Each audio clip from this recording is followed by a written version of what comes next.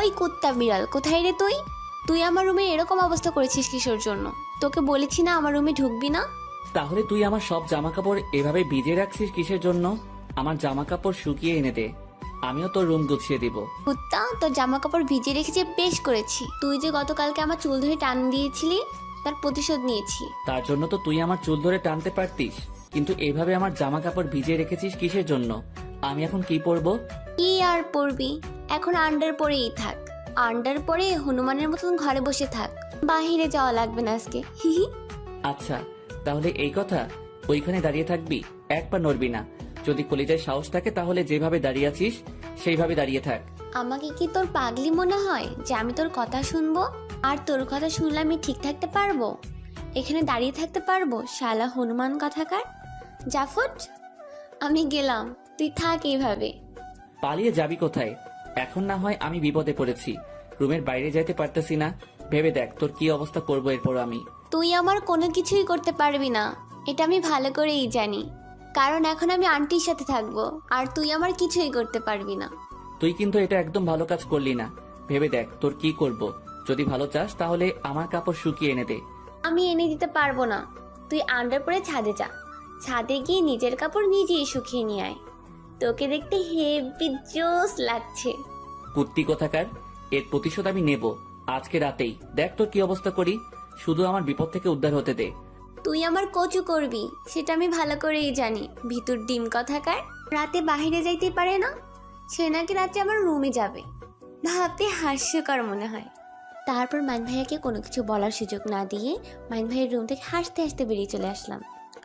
তারপর নিচে চলে আসলাম, এসে দেখি আন্টি কোথাও নেই। এখন তো লাঞ্চ টাইম, ভালো তা আন্টি এখন মনে হয় রান্নাঘরে আছে, তাই রান্নাঘরের দিকেই পা বাড়িয়ে দিলাম। রান্নাঘরের দরজায় এসে দেখি আন্টি মনোযোগ দিয়ে রান্না করতেছে। আমি আন্টিকে চমকে দেওয়ার জন্য চুপি চুপি পিছন থেকে জড়িয়ে ধরলাম। আন্টি চমকে উঠলো, আমি তো হাসতে হাসতে শেষ আন্টির এই অবস্থা দেখে। তুই, আমি তো কি মনে করেছিলাম, জানিস এখনই তো বয়ে অজ্ঞান হয়ে যেতাম। ফাজলামো করার সময় পেলি না আর। জানো আন্টি, আজকে তোমার ছেলেকে নাস্তা নাবুদ বানিয়ে ছেড়ে দিয়েছি আর সব কাপড় ভিজিয়ে রেখেছি। এখন সে একটা টাওয়াল পরে আছে। কি মজা, তোমার ছেলেকে দেখতে একদম জোকারের মতন লাগতেছে। কি বলিস তুই? তুই মাহিনের সাথে কিসের জন্য পাঙ্গা নিতে গেলি?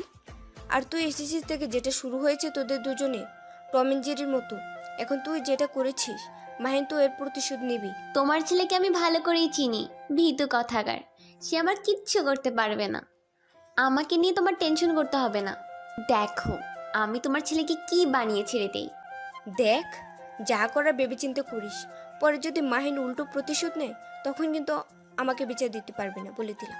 আরে আন্টি, আমাকে এই বিষয়ে তোমাকে জ্ঞান দিতে হবে না, তুমি শুধু দেখে যাও আমি তোমার ছেলেকে বাদর নাচ নাচিয়ে ছাড়বো। আমার নাম নিশাদ, নামটা মনে রেখো তুমি। আচ্ছা, আমার ছেলেও কম না, দেখিস এইবার দুজনে মিলবি।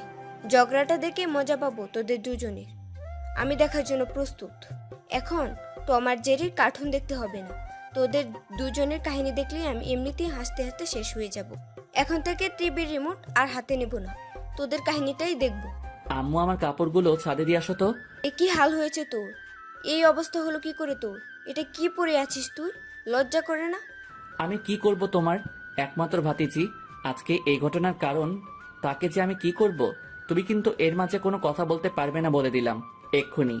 আমিও কিন্তু কম না, বলে দিলাম। নিজের দিকটা দেখলে হবে না, আমার দিকটাও দেখতে হবে। প্রতিপক্ষ দল তো কম শক্তিশালী না, সেটাও কিন্তু ভেবেচিন্তে কথা বলতে হয়। যেই না নামের চেহারা, নাম রাখছে বাহারা।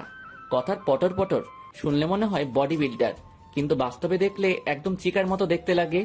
এত বড় সাহস তোর, তুই আমাকে এভাবে গালি দিতে পারলি? তোকে আজকে আমি কি করব তুই শুধু অপেক্ষা কর, এরপর তোর লাইফে কি হয়। তুমিও রেডি থাকো, বুঝছিস আমার জ্বালা যন্ত্রণা, তারপর অত্যাচারগুলো সহ্য করার জন্য প্রস্তুত থাকো। খুব শীঘ্রই শুরু হতে যাচ্ছে। কথাটা বলেই সেখান থেকে চলে আসলাম। কি একটা অবস্থা করে রেখেছে আমার, এখন জাস্ট একটা টাওয়েল পরে আছে, টাওয়েলের নিচে আন্ডারওয়্যার পরে আছি। বলা তো যায় না কখন টাওয়েলটা খুলে যায় আর নিজের ইজ্জতের ফালুদা লুটে যায়। দেখছো তোমার ছেলে অবস্থা, তোমার ছেলে আমাকে কতটা ভয় পায়। নিজের চোখেই তো দেখলে, এখন তো বিশ্বাস করবে যে আমি কতটা সাহসী। দেখলাম কিন্তু মজা পাইলাম না, টম এন্ড জেরির মতো। এর থেকে তো টম এন্ড জেরি দেখে আমি বেশি মজা পাই। এখানে তো মজা পাইলামই না, দেখি সামনে মজা পাই কিনা। তুমি এটা বলতে পারলে? তুমি আমাদের ঝগড়াটা মজা বানিয়ে নিচ্ছ আর নিজে মজা লুটে নিচ্ছ। এটা ঠিক না। আমি তো এখানে দর্শকের ভূমিকা পালন করব। এদিকেও কথা বলবো না, ওই দিকেও কথা বলবো না, যা হবে দেখে যাব। ঝামেলা শেষ। আমি তো মাঝখানে কোনো কথা বলতে পারবো না। আমি তো ভেবেছিলাম তুমি আমার দলে আসবে এবং দুজন মিলে তোমার ছেলেকে নাচতে নামাবো। আমি তো ভেবেছিলাম তুমি আমার দলে আসবে এবং দুজন মিলে তোমার ছেলেকে নাচতে নামাবো বানিয়ে ছেড়ে দিব, কিন্তু তুমি বেইমানি করলে আন্টি। এই কথা মনে রাখিও, এর প্রতিশোধ আমি নিব। আমার ছেলে কি বলে গেল? কথাটা কি কানে যায়নি? বলেছিল যে আমি যেন মাঝখানে কোনো কথা না বলি। তাহলে আমি কেন বেইমানি করব তার সাথে? আমি কোনো বেইমানি করতে চাচ্ছি না, আমি মাঝখানে থাকতে চাচ্ছি, বুঝলি? আচ্ছা থাক, আমার কাউকে লাগবে না, আমি একাই দেখে নিতে পারবো। থাকো তুমি দর্শকের চরিত্রে, তোমাকে মাঝখানে কোনো কথা বলতে হবে না। আচ্ছা, অনেক হয়েছে, এখন বাইরে যা, আমাকে রান্না শেষ করতে দে, আর তুই রুমে গিয়ে বিশ্রাম নে। আমি রান্না শেষ করে তোকে খাওয়ার জন্য। আন্টিকে কোনো কিছু বললাম না আর ডিস্টার্বও করলাম না, বেরিয়ে আসলাম। কারণ আন্টিকে অনেক জ্বালাতন করলাম, এখন আর জ্বালাতন করা ঠিক হবে না, কারণ রান্না করতেছে, পরে না হয় আবার জ্বালাতন করা যাবে। বেরিয়ে এসে ভাবতে লাগলাম মাইন ভাইয়াকে আবার কিভাবে বাদর নাচ নাচানো যায়, সেই চিন্তায় মগ্ন হয়ে পড়লাম আর আমার রুমের দিকে এগোতে লাগলাম। আমার রুমে চোখ পড়তে আমার চোখ দুটো মনে কপালে উঠে গেল। এ কি হাল আমার রুমের! আমি তো একটু আগে আমার রুম পরিষ্কার করে রেখে গেলাম, আবার কে করলো? তার মানে মাহিন ভাইয়া আমার উপর প্রতিশোধ নিতে না পেরে আমার রুমের উপর প্রতিশোধ নিয়েছে। দাঁড়াও, এর একটা ভিত করতেই হবে। আমি রুমটা না গুছিয়ে বেরিয়ে দেখতে লাগলাম মাহিন ভাইয়া এখন কোথায়। তার রুমে উঁকি মেরে দেখি সে বিছানায় শুয়ে আছে আর ফোন চাপছে। দাঁড়া কুত্তা কথাকার, তোকে দেখাচ্ছি মজা। আন্টিদের বাগানে চোত্তা গাছ আছে আর পাতায় যে এত আড়া থাকে, যেটা মানুষের গায়ে লাগলে মানুষের গায়ে এত পরিমাণে চুলকানি হয়, সেটা যার গায়ে লাগে সেই শুধু ভালো জানে। আমি সেখানে গিয়ে নিজের হাতকে সেফটি করে একটা পাতা নিয়ে আসলাম আর চুপি চুপি মাহিন ভাইয়ের রুমে প্রবেশ করে নিলাম। দেখি মাহিন ভাইয়া আরামে ফোন চাপছে। আমি আলতো করে তার গায়ে চোত্তার পাতাটা একটু ঘষা মেরে দিলাম। কিরে, তুই আমার রুমে নিশ্চয়ই কোনো কুমতলব, পানি এসে বেরিয়ে যাও আমার রুম থেকে। কথাটা বলে মাহিন ভাইয়া বাদরের নাচ দেওয়া শুরু করলো আর আমি সেখানে দাঁড়িয়ে খিলখিল করে হাসতে লাগলাম। এখন কেমন লাগে দেখো আমার সাথে পাঙ্গা নেওয়া। দাঁড়াও, তোমাকে যে কি হাল করে ছেড়ে দেবো। এই কি লাগিয়ে দিলি? এরকম চুলকানি হচ্ছে কিসের জন্য? বল কি লাগিয়ে দিলি? উফ, আর সহ্য হচ্ছে না, চুলকাতে পারতেছি না, আর খুব জ্বালাতন করতেছে। কি দিলি তুই আমার গায়ে? কেন বলবো? একটা কথা মনে রাখবি, এই নিশাতের সাথে আর কখনো পাঙ্গা নিতে আসবি না, তার ফলাফল ভালো হবে না বলে দিলাম।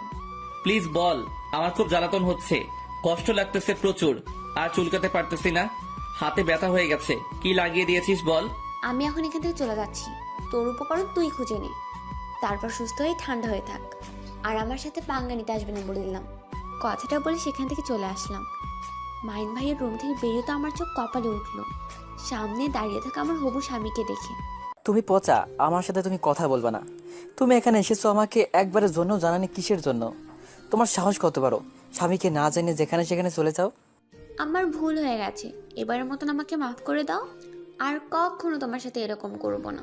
যেখানে যাব তোমাকে বলে যাব, যেখানে যাব তোমাকে সঙ্গে করে নিয়ে যাব। এভাবে তো আমার রাগ ভাঙবে না, তুমি তো জানো আমার পাপ্পা দাও। এখন আমাকে আদর করো, না হলে কিন্তু আমি কান্না করব। এই না, কি বল আমার ছোট্ট স্বামীটা নাকি কান্না করবে? আমার স্বামীটা কান্না করলে কি আমার সহ্য হবে? আমার যে কষ্ট হবে। এই যে, এই নাও দিচ্ছি তোমাকে পাপা। মা। লক্ষ্মী সিনিয়র বউ আমার, তোমাকে এতগুলো ভালোবাসি। তুমি এখানে এসেছো আমাকে সঙ্গে করে নিয়ে আসলে তো এত কষ্ট পাইতে হতো না আমাকে। এই যে কানে ধরেছি, আর কখনো এরকম ভুল করব না, তোমাকে সঙ্গে করে নিয়ে আসবো সব সময়। কি ভাবতেছেন আপনারা, আমি কাকে আমার ছোট স্বামী বলতেছি, হবু স্বামী বলতেছি? কিছু বুঝতেছেন না তাই না? সে হচ্ছে সাগর, আমার ছোট্ট আন্টির ছোট্ট ছেলে। সাগরকে দেখে তো আমি সবসময় ক্রাশ খাই, একদম কিউটের ডিম্বা। তাই আমি সবাইকে বলেছি সে আমার, অন্য কেউ নজর দিলে চোখ তুলে নিব। এই কিউটের ডিম্বা শুধু আমার, অন্য কারো না। আর আমি ছোট্ট থেকে তাকে বুঝতে এসেছি যে আমি তার সিনিয়র বউ। আচ্ছা বউ, তুমি যেখানে এসেছো মাইন্ড করতে তোমার কোনো ক্ষতি করেনি তো? সে তো আবার ভালো না। আমাকে একা পেয়ে সব সময় জ্বালাতন করতো। আমি যে তোমাকে না নিয়ে এসে কি ভুল করেছি জানো না তুমি। এখন তুমি এসেছো, আমরা দুজন মিলে প্রতিশোধ নিব। কি বলো? কি এই মাহিন কুত্তার এত বড় সাহস আমার সিনিয়র বউর উপর অত্যাচার করেছে? আমি তাকে ছাড়বো না। মাহিন কোথায়? তুই বেরিয়ে আয়, তোর জমতুত এসে গেছে। কথাটা বলে সাগর মাহিনের রুমের দিকে এগিয়ে যেতে লাগলো। আমি তাকে ধরতে গিয়েও ধরতে পারলাম না, কারণ দৌড় দিয়ে মাহিনের রুমে প্রবেশ করে নিয়েছে সাগর। কিরে কুত্তা, তোর এত বড় সাহস? তুই আমার সিনিয়র বউয়ের উপর নজর দিয়েছিস? তোর চোখ তো আর থাকবে না, তোর চোখ তুলে নিয়ে মার্বেল খেলবো। দেখ আমি চলে এসেছি। আমার বউকে তুই জ্বালাতন করিস তাই না? তোর এত বড় সাহস? আরে ছোট আগুন, যে কখন আসলে? আমার বাসায় তোমাকে তো এখন দেখাই যায় না। কোথায় থাকো সব সময়? আগে তো প্রচুর আসতে আমার সাথে আড্ডা দেওয়ার জন্য, এখন আসো না। এরকম কথা বলে তুই আমার মন গলাতে পারবি না। তুই আমার বউকে কেন জ্বালাতন করেছিস সেটাই উত্তর দে আগে।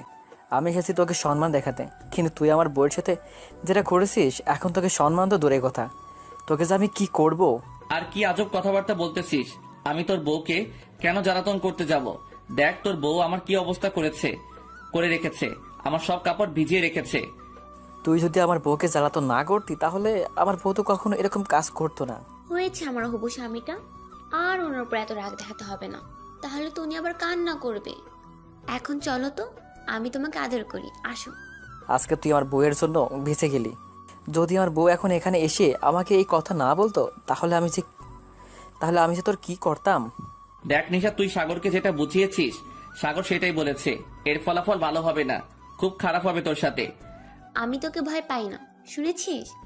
আমি তোকে ভয় পাই না। এবার আমি তোর সাথে যেটা করব সেটা সহ্য করার জন্য প্রস্তুতি নে। আর এরপর থেকে তোর সাথে যেটা হতে চলেছে সেটার জন্য তুই প্রস্তুত হয়ে থাক, কারণ এটা সহ্য করতে অনেক ধৈর্যের ব্যাপার। আমিও দেখতে চাই যে তুই আমাকে কি করতে পারিস, আর তুই রেডি থাক, কারণ আমি যেটা করব তুই সেটা কল্পনাও করতে পারবি না। Challenge accepted. আর আমার চ্যালেঞ্জটা তোর উপর রইল যে তুমিও রেডি থাকো, কারণ আমি যেটা করব সেটা অন্য লেভেলের। Challenge accept. তুই কি করতে পারিস আমার, আর আমি কি করতে পারি। পরে আবার হাল ছেড়ে দিস না। আমি মোটেও সেরকম ছেলে না যে চ্যালেঞ্জ নিয়ে চ্যালেঞ্জ থেকে সরে আসবো। আমি যেটা চ্যালেঞ্জ গ্রহণ করি, চ্যালেঞ্জ কমপ্লিট করি, তারপর তাকে উচিত শিক্ষা দেই, তারপর সেখান থেকে সরে আসি। ক্যা বাত হে, লাইফে আজকে প্রথমে এমন একটা ছেলে পেলাম যে আমার সাথে এত সাহস নিয়ে পাঙ্গা নিতেছে। এর আগে কখনো পাইনি, কারণ কিছুদিন আগে সে আমার কাছে হার মেনে নত স্বীকার করে চলে গিয়েছিল। কিন্তু আজকে তোর মতন একটা প্রতিপক্ষ পেলাম, মজা আসবে। আচ্ছা দেখা যাক তোর কি এমন ক্ষমতা আছে আর তুই কি করতে পারিস। আমি সব সহ্য করব, কিন্তু আমি যেটা করব সেটা খুব সহ্য করার জন্য প্রস্তুত থাক। বউ কি কথা বলতেছো? এসব আমার তো মাথায় ঢুকছে না। প্লিজ চলো না, আমাকে আদর করবে। আর আমার সহ্য হচ্ছে না, তোমাকে আদর পাই না কতক্ষণ থেকে। চলো। আচ্ছা চলো আমার পিচ্ছি স্বামী, তোমাকে এখন আমি এত এত আদর করব যে তুমি কখনো ভুলে যেতে পারবে না আমার আদর। তারপর সাগরকে নিয়ে মাহিনের রুম থেকে বেরিয়ে আসলাম, আর বেরিয়ে আসার আগে মাহিনকে ইশারা করে বললাম প্রস্তুত থাকতে, শুরু হতে যাচ্ছে তার উপর অত্যাচার। আল্লাহ ভালো জানে এই মেয়ে কি করবে আমার সাথে, কিন্তু যেটা করবে সেটা মোটেও আমার ভালো হবে না। তাই সব সময় সতর্ক থাকতে হবে আর সবকিছু বুঝে শুনে করতে হবে। এখন প্রচুর পরিমাণ ভাবতে হবে, তার প্ল্যানিং গুলো আমাকে নষ্ট করতে হবে। না হলে যদি তার একটা প্ল্যানিং সাকসেসফুল হয়, না জানি আমার লাইফে কত বড় একটা ধাক্কা চলে আসে। আন্টি, ও আন্টি, দেখে যাও কে এসেছে, তোমাকে একটা সারপ্রাইজ দেব, তাড়াতাড়ি আসো, নাহলে যে মিস করবে যে। কই তুমি? কি এমন হয়েছে আর কি সারপ্রাইজ দিতে চাচ্ছিস আমাকে, যে এত জোরে জোরে চিল্লায় ডাকতেছিস? আমাকে বল তো শুনি কি হয়েছে। চোখে দেখতে পাচ্ছ না, আমার স্বামী চলে এসেছে। এখন আর কাউকে লাগবে না, আমার স্বামী আমার পক্ষে সবসময় থাকবে। এখন দেখো আমি তোমার ছেলেকে কি পরিমাণ বাদর নাচতে না চাই। দেখ, মাহিনীর সাথে অতিরিক্ত ফাজলামি করিস না। আমার ছেলেটা যদি রেগে যায়, রাগের বসে তোর সাথে কি না কি করে বসবে, তুই তো মজার ছলে করবি। সে যদি সত্যি মনে করে রিয়াকশন করে, তখন তো কি হবে ভেবে দেখেছিস? আরে আন্টি, এত টেনশন করো কিসের জন্য? সেরকম কিচ্ছু হবে না, তুমি নিশ্চিন্তে থাকতে পারো, সেরকম কিচ্ছু হবে না। সাগর আব্বু এসছিস তুই? তো আমাকে একবার কল করলি না কেন? আমি গিয়ে এগিয়ে নিয়ে আসতাম তোকে। কতদিন পরে আসলাম, একটু কোলে তুলে নিবা, তা না করে উল্টো প্রশ্ন করতেছো। এসেছি সারপ্রাইজ দিতে, এটাও জানো না তুমি? বললি আমার লাব্বুটা রে, এখন থেকে আমার উপর রাগ দেখাতেও পারি। এত রাগ কোথা থেকে পাইলি বাপজা? আচ্ছা খালামণি, তুমি মাহিন ভাইয়ের বিয়ে দাও না কেন? আমার যেমন বউ আছে তারও তো বউ দরকার, তাই না? তুই এসছিস, এবার তোকে সঙ্গে করে নিয়ে একটা সুন্দর টুকটুকে বউ এনে তোর মাহিন ভাইকে দিয়ে দেব। কি বল, তাহলে কেমন হবে? অনেক মজা হবে খালামণি। আমি কত মজা করব, আমার বউ থাকবে, আমি আমার বউয়ের সাথে নাচবো, গান গাইবো। কবে যে সেই দিনটা আসবে খালামণি, তাড়াতাড়ি করো না। অনেক হয়েছে, চলো এখন আমরা রুমে যাই। আর তোমার খালামণি বিশ্রাম করুক, অনেক কাজ করেছে তো। তার জন্যই তো বললাম, তো সাগর ভাইয়ের বউ এনে দিলে তো আর খালামণিকে কাজ করতে হবে না। তখন ভাবি সব কাজ করবে, খালামণি বিশ্রাম করবে। আমাকে নিয়ে তোকে বা তোর বউকে এত টেনশন করতে হবে না। তোরা তোদের মতো থাক, আমাকে আর আমার আম্মুকে আমার মতো থাকতে দে। সাগর, আমার সাথে চলে আসো। এখানে থাকা ভালো হবে না, আমরা রুমে যাই। এখন ক্লান্ত লাগতেছে, বিশ্রাম করি, পরে না হয় সবার সাথে আড্ডা দিব। সাগর, রুমে যাও, তোমার বউ তোমাকে ডাকতেছে। এখন তোমাকে আদর করবে কম্বলের তলে। মায়ের মুখ সামলে কথা বলবি, বুঝছিস? আমার সমস্যা তো, যা খুশি আমি তাই করব। আমার দিকে না তাকলেও চলবে তোর। আমি কার দিকে তাকাবো আবার কার দিকে তাকাবো না, সেটা তো আমি আর আমার চোখ ডিসাইড করবে। আমি তো কারো কথা শুনতে চাচ্ছি না। সময় হলে সব বুঝতে পারবি, এখন নয়। এখনো সময়টা হয়নি, সময়টা আসবে, রেডি থাক। চলো আমার পিচ্চি স্বামী, আমরা রুমে যাই। বউ, ও বউ, মাহিন ভাইয়ের সাথে তোমার কি হয়েছে? তুমি আর মাহিন ভাই একসাথে হলে ঝগড়া শুরু করে দাও, ব্যাপার কি? তেমন কিছু না, এমনিতেই ঝগড়া করি, আমরা দুজন সমবয়সী তো তাই। এত ঝগড়া করি। তুমি যখন আমাদের মতন বড় হবে তখন দেখবে তুমিও কারো না কারোর সাথে সবসময় ঝগড়া করে থাকবে। ও আচ্ছা, তাই নাকি? আমি যদি অন্য কারোর সাথে ঝগড়া করি তুমি রাগ করবে না? আমি তো বড়দের কাছ থেকে শুনেছি, স্বামী যদি অন্য কারোর সাথে কথা বলে বউ নাকি অনেক রাগ করে। তুমিও কি আমার উপর রাগ করবে? ওইসব কথা যখন বড় হবে তখন দেখা যাবে। এখন ঘুমিয়ে পড়ো তো, অনেক দূর জার্নি করে এসেছো, এখন শুয়ে থাকো। তুমি আমাকে গান শুনে ঘুম পাড়িয়ে দাও, অনেক দিন থেকে তোমার কণ্ঠে গান শুনি না। এই মুহূর্তে তো কোনো গান মনে পড়তেছে না, রাতে ছাদে গিয়ে তোমাকে গান শোনাবো। এখন বেশি কথা না বলে শুয়ে পড়ো তো। আমিও শুয়ে পড়ি, কিছুক্ষণ ঘুমিয়ে নিতে হবে, নাহলে রাতে এনার্জি পাবো না। রাতে এনার্জি দিয়ে কী করবে?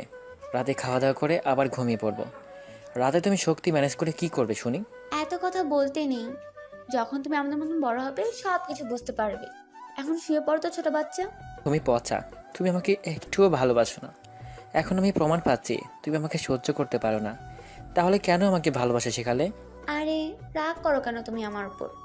ক্লান্ত লাগতেছে, এখন শুয়ে পড়ি, পরে গল্প করব। তোমার সব প্রশ্ন উত্তর দেব। তুমি আমাকে ভুল বোঝো সবসময়, এটা ঠিক না।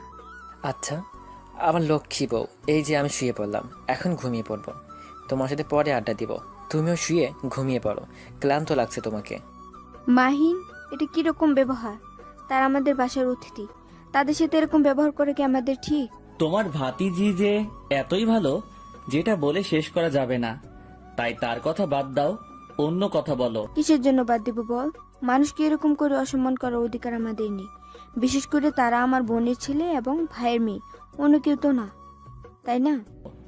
আম্মু, তোমার ভাতিজি আমাকে চ্যালেঞ্জ করেছে, সে নাকি আমাকে এই বাসায় সবচেয়ে বেশি জ্বালাতন করবে। মানে সে আমার সতীন হিসেবে থাকবে। আমি কি তাকে ছেড়ে কথা বলবো? আমি এত কিছু বুঝি না, কিন্তু নিষেধের সাথে কোনো ঝামেলা জড়াবি না তুই, এটাই বলে দিচ্ছি। আমার কানের জন্য এসব কথা আর না আসে। ভাতিজি যদি আমাকে কোনো প্রকার জ্বালাতন করে তাহলে আমিও কিন্তু তাকে ছেড়ে কথা বলবো না, তাকে বলে দিও। আচ্ছা, তোর সাথে আমি কথাতে পারবো না, সেটা আমি ভালো করেই জানি। তুই এখন তোর রুমে যা, আমি আমার রুমে যাচ্ছি।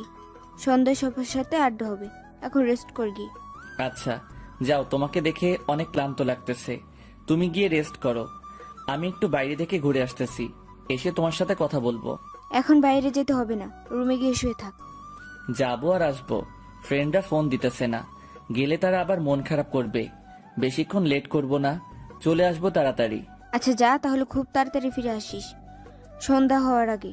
পরের জন্য তোকে নিয়ে আমার টেনশন করতে না হয়, মনে থাকে যেন।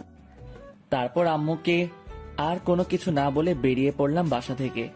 উদ্দেশ্য ফ্রেন্ডদের সাথে দেখা করব এবং তাদের সাথে অনেক দিন থেকে আড্ডা দেওয়া হয় না, আড্ডা দিব।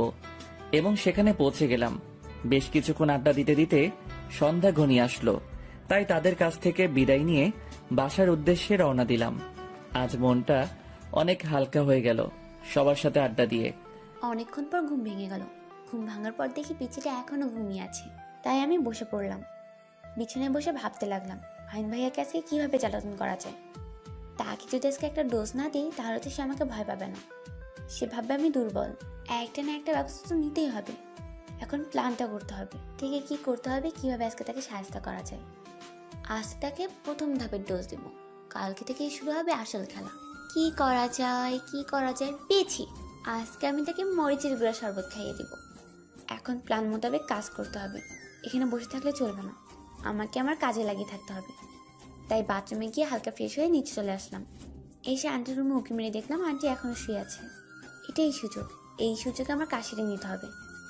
আমি লুকিয়ে লুকিয়ে রান্নাঘরে ঢুকলাম এবং মরিচেরগুলো ভুজে নিলাম। তারপর এক গ্লাস পানি নিলাম। পানিতে এমনভাবে মরিচের গুঁড়ো মিশিয়ে নিলাম যাতে মাইনভাবে বুঝতে না পারে এখানে মরিচের গুঁড়ো আছে। আম্মু, ও আম্মু, কোথায় তুমি? দেখো আমি তোমার কথা রেখেছি, বাসায় চলে এসেছি সন্ধ্যা হওয়ার আগে। মাইন ভাইয়ে বাইরে গিয়েছিল, তাহলে এখন বাসায় এসেছে। আন্টিকে মনে হয় বলে গিয়েছিল সন্ধ্যা হওয়ার আগেই ফিরে আসবে। এই সুযোগে তাকে এই পানি খাইয়ে দিতে হবে। দাঁড়াও বাছা ধন, তোমাকে মজা দেখাচ্ছি। আমি পানির গ্লাসটা হাতে নিয়ে মাহিন ভাইয়ের সামনে চলে আসলাম। দেখি মাহিন ভাই এবার ছোপায় বসে টিভি দেখতেছে। আমি পাশে গিয়ে দাঁড়িয়ে পড়লাম। কি চাই? এখানে আমার সামনে আসবি না, তুই চলে যা আমার সামনে থেকে। আন্টি আমাকে একটা দায়িত্ব দিয়েছিল, সেই দায়িত্বটাই পালন করতে এসেছিলাম, কিন্তু মনে হচ্ছে না আন্টির দায়িত্বটা পালন করতে পারবো। কি আর করার, আমি আন্টিকে সত্যিটাই বলে দিব। মানে কি বোঝাতে চাচ্ছিস তুই আমাকে? আম্মু আবার তোকে কিসের দায়িত্ব দিবে? অকর্মার ঢেকি কোথাকার। দেখ, ঝগড়া করতে চাচ্ছি না, তাই মুখ সামলে কথা বল আমার সাথে, বুঝছিস? এখনই শরবতটাকে আমাকে উদ্ধার কর, আমি চলে যাচ্ছি। যদি না খাসি বলে দে, আমি এখান থেকে চলে যাই। তোর সামনে থাকতে আমার ইচ্ছা করতেছে না। শরবত যেহেতু আম্মু বানিয়েছে তাহলে আমাকে দিয়ে তুই আমার চোখের সামনে থেকে চলে যা। আমি মাইন ভাইয়ের কথা মতো শরবতের গ্লাসটা তার হাতে ধরিয়ে দিলাম। ধরিয়ে দিয়ে সেখান থেকে চলে আসলাম দ্রুত পায়ে এবং এসে এক জায়গায় লুকিয়ে পড়লাম। দেখি মাইন ভাইয়ের শরবত খায় কিনা। আমি লুকিয়ে লুকিয়ে দেখতে লাগলাম। মাইন ভাইয়া শরবত খেতে লাগলো, আমি তো ডান্স করতে লাগলাম। বাবা তোমার দরবারে সব পাগলেরই খেলা। মাইন ভাইয়া শরবত খাওয়া শেষ করে কিছুক্ষণ স্থির হয়ে থাকলো, তারপর যেটা শুরু করে ও বাবা গো, ও মা গো, মরে গেলাম গো, এটা কি খাওয়াইলো আমারে? নিশাত কুত্তি, তুই কোথায়? তাড়াতাড়ি আমার চোখের সামনে চলে আয়, না হলে আমি তোকে আজকে খুন করে ফেলবো। ওরে মারে, মরে গেলাম রে। কে কোথায় আছিস? আমাকে একটু পানি এনে দে, আমি যে মরে যাব। কি খাওয়াইলো আমার এসব? নিশাত কুত্তি, কোথায় তুই? তাড়াতাড়ি আমার চোখের সামনে চলে আয়, না হলে আজকে তোর শেষ দিন হবে এই বাসায়। কি রে, চ্যালেঞ্জ নিয়েছিলে আমার সাথে, মনে নেই? এখন এইভাবে গরম মতন চিল্লা চিল্লা বকতেছিস কিসের জন্য শুনি? আমার মন ছিল না, বুঝেছিস, যার জন্য তোর হাতের দেওয়া পানি খেয়েছি আমি সহজ সরল ভাবে। কিন্তু এরপর থেকে আর কখনো এরকম ভুল হবে না আমার। আজকে তো তোকে প্রথম ডোজ দিলাম, এরপর থেকে সব হাই লেভেলের ডোজ দিতে থাকবো। সহ্য করতে পারবি তো? ও আচ্ছা, তাহলে এই কথা। আমি তো ভেবে নিয়েছিলাম তুই হার মেনে নিয়েছিস, কিন্তু নতুন করে যেহেতু শুরু করেছিস তাহলে আমার অত্যাচার সহ্য করার জন্য রেডি থাক। তুই আমার কচু করতে পারবি, কিন্তু আমি যেটা করব সেটা তুই সারা জীবন মনে রাখবি। এতটাই অত্যাচার হবে তোর উপর যে তুই কল্পনাও করতে পারবি না। তাহলে এই কথাই রইলো, দেখা যাক কে কাকে কতটা অত্যাচার করতে পারে। এটা ভুলেও তুই আম্মুকে বলবি না, তোর আর আমার মধ্যে থাকবে শুধু, অন্য কারো কানে যেন না ছড়ায়। ভয় পাচ্ছিস আন্টি শুনে তোকে পেটাবে এটা ভেবে? আচ্ছা, তাহলে বলবো না, তোর আর আমার মঝেই থাকবে। আমি সেটার জন্য বলতেছি না, আমি বলতেছি যদি আম্মু জানতে পারে তাহলে তো কষ্ট পাবে। তার একমাত্র ভাতিজিটাকে আমি এতটাই অত্যাচার করতেছি, তাহলে তো বিষয়টা খারাপ দেখাবে। তাই আচ্ছা, তাই নাকি? আমিও বলবো না, তুইও বলবি না। যদি বলিস তাহলে ভেবে নেব তুই একটা ভিতর দিন। তাহলে আমাকে এভাবে জ্বালাতন করার জন্য এই বাসায় এসেছিস? তোর প্ল্যান ছিল? আচ্ছা, তোকে এই বাসা থেকে এমন ভাবে বের হয়ে যেতে হবে যেটা লজ্জাজনক হয়ে যাবে তোর জন্য। কি, তুই আমাকে হুমকি দিচ্ছিস? তোর এত বড় সাহস, এর ফলাফল ভালো হবে না বলে দিলাম। যা যা, তুই আমার কি ঘাসটা কাটতে পারিস আমিও দেখে নিব। আমার চোখের সামনে থেকে সরে যা বলছি, না হলে কিন্তু উল্টাপাল্টা কিছু করে ফেলবো। আমি এখান থেকে এক পাও নড়বো না। দেখি তোর কত বড় সাহস, আমার হলে টাচ করে দেখা।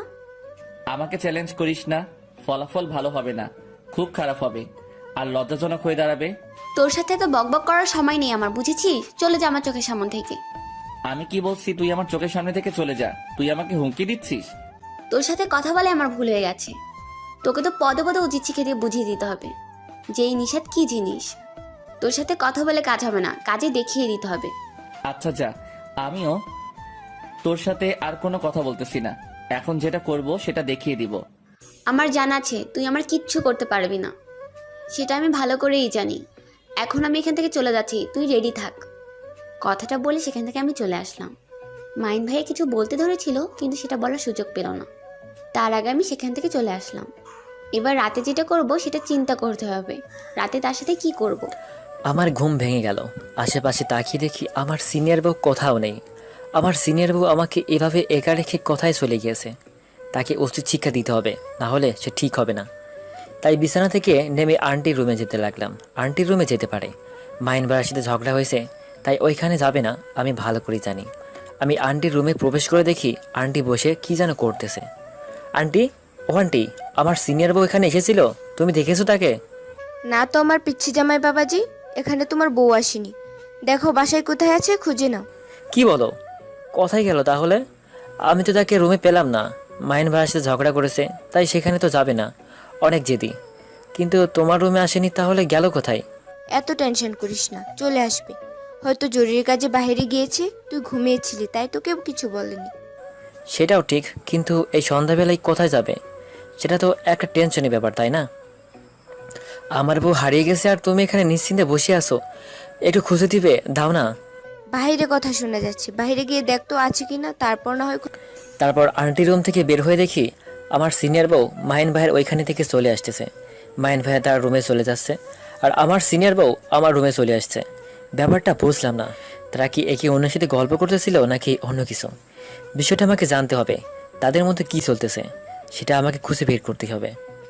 আমি তাড়াতাড়ি গিয়ে আমার সিনিয়র বউয়ের সামনে দাঁড়িয়ে পড়লাম, কারণ তাকে কিছু প্রশ্ন জিজ্ঞেস করতে হবে। তুমি আমার সাথে ঘুমিয়ে পড়েছিল, তাহলে আমাকে না নিয়ে ঘুম থেকে উঠে কোথায় গিয়েছিলে বলো? আমারও ঘুম ভেঙে গিয়েছিল, তাই রুম থেকে বেরিয়ে রান্নাঘরে গিয়েছিলাম। ক্ষুধা লেগেছে, কিছু খেয়ে আসলাম। তাহলে মাইন ভাইয়ের সাথে তোমার কি ছিল? আমি তো স্পষ্ট দেখতে পেলাম যে তুমি মাইন ভাইয়ের ওইখান থেকে রুমে আসতেছো। মাইন ভাইয়ের সাথে তোমার কি? আরে ভাই আর বোনের মাঝে কি কথা হতে পারে? আর তুমি আমাকে এত সন্দেহ করো কেন? কিছু বুঝি না, আমি কি উল্টোপাল্টা কিছু করেছি? তোমার কি মনে হয়? তুমি আমার বউ, সবসময় আমার সাথে কথা বলবা। তার সাথে কথা বলতে হবে কিসের জন্য? কয়েকদিন পর যে তার বউ আসবে, আর সে তো তোমাকে সহ্য করতে পারবে না তখন। সেটা পরে দেখা যাবে, এখন চলো প্ল্যানিং করতে হবে। আজকে রাতে তোমার মাইন ভাইকে উচিত শিক্ষা দিতে হবে, কারণ সে আমার সাথে খারাপ ব্যবহার করেছে। এই জন্যই বলেছিলাম যে তুমি মাহিন ভাইয়ের সাথে কথা বলবা না। সে অনেক খারাপ একটা ছেলে, তাকে দেখে বোঝা যায়। আচ্ছা হয়েছে, আমি এখন থেকে মাইনের সঙ্গে কোনো কথা বলবো না। এখন চলো, তাকে কি করা যায় তার জন্য একটা বুদ্ধি খুঁজতে হবে।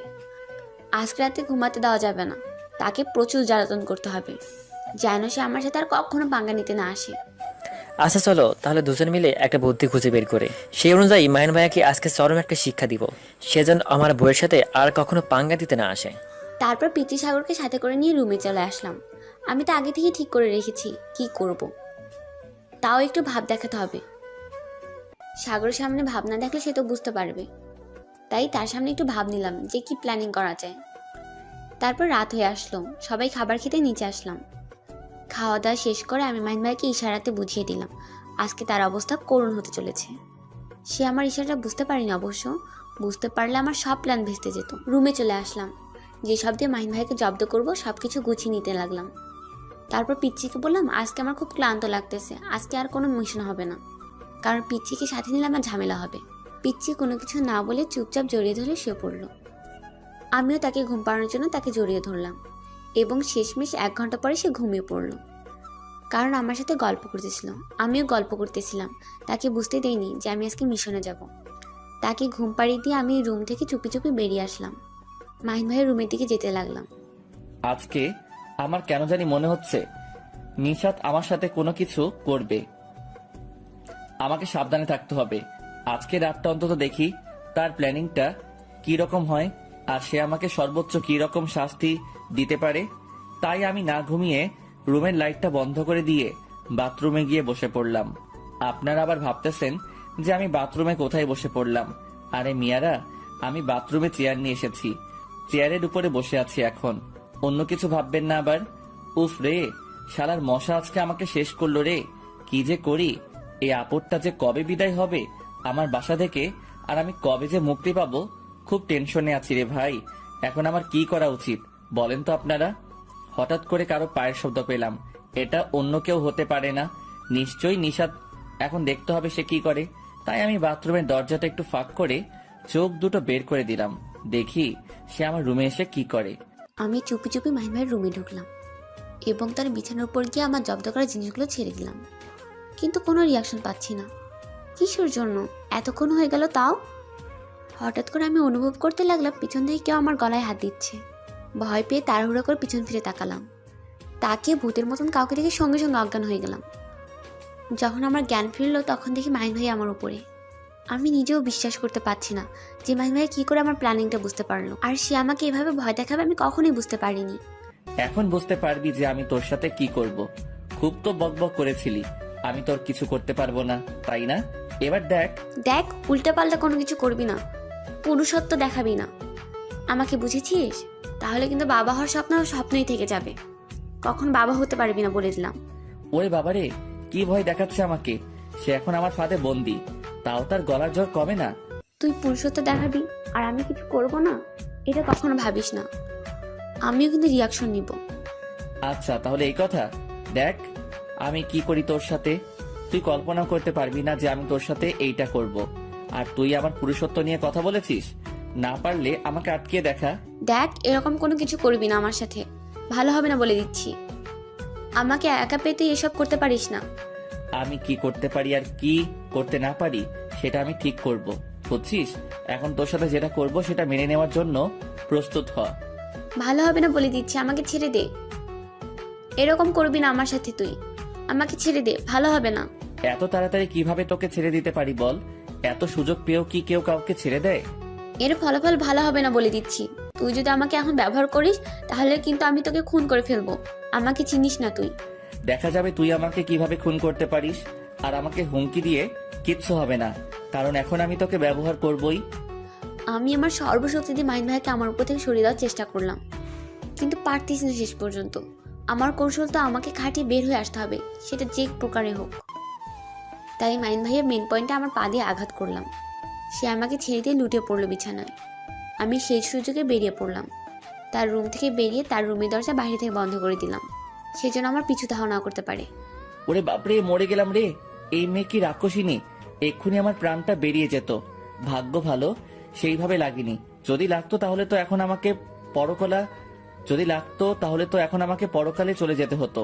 এই পৃথিবীতে আর থাকা হতো না। না, এইভাবে বসে থাকলে চলবে না। সে তো তার প্ল্যানিং মোতাবেক আমাকে একের পর এক আঘাত করেই যাচ্ছে। এর পাল্টা জবাব দিতেই হবে। এইভাবে যদি আমি একের পর এক অত্যাচার সহ্য করি তাহলে একদিন দেখা যাবে সে আমাকে মেরে ফেলে এই বাসা থেকে চলে যাবে, আর আমার আম্মু একা হয়ে যাবে। এখন সময় এসেছে তাকে পাল্টা জবাব দেওয়ার। আজকে তো আমার হাত থেকে বেঁচে গেলি মাহিন, কিন্তু এরপর যেটা করব তোর সাথে কখনো বেঁচে যেতে পারবি না আমার হাত থেকে। আজকে কোনো মতে ওই ডাইনির হাত থেকে বেঁচে গেলাম, কিন্তু এখন থেকে সাবধান হতে হবে। আর তার উপর আমার প্রতিশোধ নিতেই হবে, না হলে সে আজকারা পেয়ে অনেকটা মাথায় চলে যাচ্ছে। আজকে ভাগ্য ভালো প্রাণটা বেঁচে গিয়েছে। বলা তো যায় না সে আমাকে মারার জন্য এই বাসায় এসেছে নাকি অন্য কিছু মতলব আছে। আর আমি তো কিছুই বুঝতেছি না, কারণ তাকে দেখে মনে হচ্ছে সে নিশ্চয়ই কোনো একটা অঘটন ঘটাতে এই বাসায় এসেছে। তাকে এই বাসা থেকে তারা বছর এত বেলা করে ঘুমাই না। আমি খুব ভোরে ঘুম থেকে উঠে যাই, কিন্তু আজকে এত লেট হয়ে গেল আমি তো নিজেই অবাক। তাই মোবাইলটা হাতে নিলাম। মোবাইলটা হাতে নিয়ে আমি আরো অবাক হয়ে গেলাম। 9টা বেজে গিয়েছে। আমি তো কখনো এত বেলা করে ঘুম থেকে উঠি না, তাহলে আজকে 9টা বেজে গেল। যাই হোক, এত কথা বলে কোনো কাজ নেই। ক্ষুধায় পেটে ইঁদুর দৌড়াচ্ছে, তাই তাড়াতাড়ি উঠে বাথরুমে গিয়ে ফ্রেশ হয়ে নিয়ে চলে আসলাম নিচে। এসে দেখি সবাই খাবার টেবিল উপস্থিত। আজকে আমাকে কেউ ডাকার প্রয়োজন বোধ মনে করলো না। আমি টেবিলের এক সাইডে গিয়ে একটা চেয়ার টেনে বসে পড়লাম। আমার অপর সাইডে দেখি আমার চিরশত্রু নিশাত বসে আছে। তাই তার দিকে না তাকিয়ে খাওয়ার দিকে তাকিয়ে খাইতে ধরলাম। তখনই দেখি যে নিশাত আছি। তুই অপেক্ষা করতে থাক, আর আমি তার আগেই তোকে ভ্যানিশ করে দেবো। তুই কখনো সেই সুযোগটা পাবি না, কখনোই না। তার আগে তুই ভ্যানিশ হয়ে যাবি, মনে রাখিস। আমার বউ তাহলে কোথায় গেল? আমাকে সব কিছু উদ্ধার করতেই হবে, সব রহস্য উদ্ঘাটন করতে হবে। আমি আমার রুম থেকে বেরিয়ে গুটি গুটি পায়ে মাহিন ভাইয়ের রুমের দিকে এগোতে লাগলাম। আর আমি যেটা দেখতে পেলাম সেটা দেখার জন্য মোটেও প্রস্তুত ছিলাম না। তাহলে এটাই চলছে এদের মাঝে। আজকে রাতে এদের সব খেলা খতম করে দিব আমি। আমি সেখানে বেশিক্ষণ না থেকে চলে আসলাম, কারণ আমরা খুব তাড়াতাড়ি বাসা যাচ্ছি, আর এখানে থাকা যাবে না। যা যাবতীয় জিনিস এনেছো সব গুছিয়ে নাও। আমাকে ভুলভাল বোঝানো হচ্ছে তাই না? সেখানে প্ল্যানিং করে এসে আমাকে উল্টাপাল্টা কথা শোনানো হচ্ছে। আমি কিন্তু সব কিছু দেখেছি। তুমি যেটা বলবে এখন আমি সেটা করব। কিন্তু তোমাদের প্ল্যানিংটা আমি ধরে ফেলেছি। আমি তো বেশি কিছু এখানে নিয়ে আসিনি। তুমি কি কি এনেছো তোমারগুলো তুমি গুছিয়ে নাও, আমার সব কিছু রেডি করা আছে। তাহলে তো ভালোই হলো।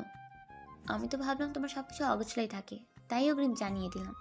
আচ্ছা, আমি যখন তোমাদের মতন বয়সে উপনীত হব তখন তো তোমরা অনেকটা যুবক যুবতী হয়ে যাবে। তখন কি তুমি আমার সাথে থাকবে, নাকি অন্য কাউকে বিয়ে করে নিয়ে আমাকে ছেড়ে চলে যাবে? তুমি তো এখন অনেক ছোট, তোমাকে পড়ালেখা করতে হবে। ভাইয়ার রুমে একটা ক্যামেরা সেট করে রেখে দিলাম। আমার কেন জানি মনে হচ্ছে এখানে একটা অনেক বড় রহস্য চলতেছে। আমাকে এই রহস্য ভেদ করতেই হবে। আসলে রহস্যমূল স্তরটা কি, আমাকে সব কিছু জানতে হবে। আসলে কি মাহিন ভাইয়া এখানে কি মূলত স্তম্ভ, নাকি আমার সিনিয়র বউ? আমার কেন জানি মনে হচ্ছে মাহিন ভাইয়ার উপর দিয়ে অনেকটা প্রেশার যাচ্ছে। আমাকে সব কিছু আমি সব জানি, আমাকে কোনো কিছু বোঝাতে হবে না তোকে। আমি বলবো তুই কিছু জানিস না, তুই এই বিষয়ে কিছু জানিস না, অযথা মাথা ঘামাচ্ছিস। দেখ, তুই আমাকে ভুলভাল কোনো কিছু বোঝানোর চেষ্টা করবি না। আমি যেটা স্থির করেছি সেটাই করে ছাড়বো। আমার চোখ সামনে থেকে সরে যা। আমি মাহিন ভাইয়াকে আমার সামনে থেকে সরে দিয়ে উপরে চলে আসলাম। মাহিন ভাইয়া পিছন থেকে আমাকে অনেকবার ডাকলো, কিন্তু আমি শুনলাম না। আমি বুঝতেছি না নিশাত কিভাবে জানতে পারলো যে আমি সেই ছেলে ছিলাম। আমার জানা মতে তো সেই বিষয়টা কেউ জানতো না। আমি তো নিশাতের বান্ধবীর সাথে কোনো খারাপ ব্যবহার করিনি। আমি তো চেয়েছিলাম তার সাথে ভালো ব্যবহার করতে, কিন্তু তার বিহেভিয়ারটা ভালো ছিল না, যার জন্য খারাপ ব্যবহার করতে বাধ্য হয়েছিলাম আমি। বেশি কিছু চিন্তা না করে রাতের খাওয়া দাওয়া শেষ করে আমি গিয়ে ঘুমিয়ে পড়লাম। আজকে ঘুমটা কেন যাবে না, কারণ আজকে আমাকে সব রহস্য উদ্ঘাটন করতেই হবে। হঠাৎ করে বুঝতে পারলাম যে আমার সিনিয়র বউ রুম থেকে চুপি চুপি বের হয়ে যাচ্ছে। তাই আমি চোখ দুটো আলতো তোমার মালা খানি বাউলের এই মনটারে, আমার ভিতর ও বাহিরে অন্তরে অন্তরে আছো তুমি হৃদয় জুড়ে, আমার ভিতর ও বাহিরে অন্তরে অন্তরে আছো তুমি হৃদয় জুড়ে। তোর না খুব বিয়ে করতে ইচ্ছে করতেছিল? এই নে তোর মনের আশা পূরণ করে দিচ্ছি। তুই আমাকে ছেড়ে দে, আমার সর্বনাশ করবি না। তুই তুই আমার বান্ধবীর সর্বনাশ করেছিস, আর এখন তুই আমার সর্বনাশ করবি? তোকে আমি খুন করে ফেলবো। পারলে চেষ্টা করে দেখ, এখন আমি তোকে ব্যবহার করব, তোর সব কিছু আমি এখন ভোগ করব। তোর না খুব ইচ্ছা আমার সাথে বেড শেয়ার করা? তুই কুত্তা, আমাকে ছেড়ে দে বলছি, নাহলে আমি তোকে জানি না, তোকে পস্তাতে হবে। সেটা পরে দেখা যাবে, এখন আমি প্রচুর মজা পাচ্ছি, আমাকে ডিস্টার্ব করবি না। তারপর মাহিন ভাই সব কিছু করতে লাগলো, আমি শুধু ব্যথায় কান্না করে যাচ্ছি। কখন যে অজ্ঞান হয়ে গিয়েছি নিজেও জানি না। জ্ঞান ফিরে আসলো, তখন আশেপাশে তাকিয়ে দেখি আমি অবাক। অবাক হবার কিছু নেই, আজকে তোর আর আমার বিয়ে, আমি সবাইকে ম্যানেজ করে নিয়েছি। মানে কি বুঝতে চাচ্ছিস তুই আমাকে? আমি তোকে কখনোই বিয়ে করব না। তোকে বিয়ে করতেই হবে। ইচ্ছা না থাকা সত্ত্বেও কুত্তাটাকে বিয়ে করে নিলাম পরিবারের চাপে। অনেক কিছু বাকি রয়ে গেল, গল্পটাতে ফিনিশিং আসবে পরের সিজনে। নেক্সট সিজনের অপেক্ষা করুন।